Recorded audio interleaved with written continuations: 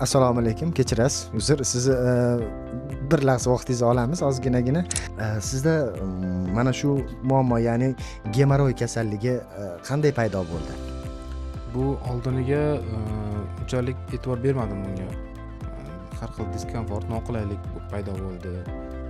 Sal og'riq, achishga o'xshagan bir nimalar bo'ldi. Bu men yengil o'tib ketadi deb e'tibor bermadim.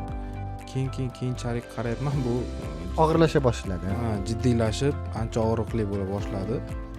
Mana shundan boshlandi. Qachon jiddiy qaror qabul qildingiz?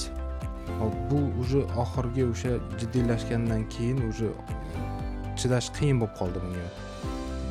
Bu ana hojatxonalarni endi aytmasa ham bo'ladi. Keyin mana shu og'riqli, mana shu hamma belgilari paydo bo'lgandan keyin уже bildimki, buni ortga surib bo'lmaydi. Nimadir qilish kerak. Praktostopni aynan qayerdan topdingiz? Buni Instagramda ko'rib qoldim. Oldiniga ishonmadim, keyin bir olib ko'raychi deb bir ishlatib ko'rdim o'shanda.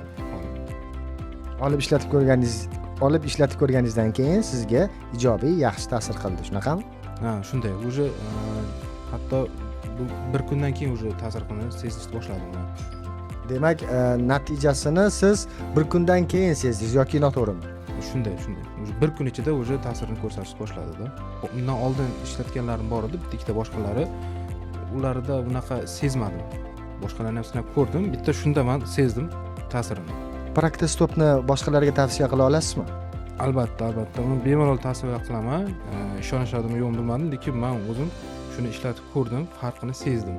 Bitta mana shunga tavsiya beraman. Rahmat. Sog' bo'ling. Ismingiz nima edi? G'olib. G'olib aka, sog' bo'ling, sog'ayib keting, aka. Doim sog' bo'lib yuring, omon bo'ling. Yaxshi yilda ko'rishaylik. Sog' bo'ling. Azizlar, sizlarda ham xuddi shunday muammo paydo bo'lsa, uyingizga yaqin dorixonalardan Praktostopni so'rang. Sog' bo'ling.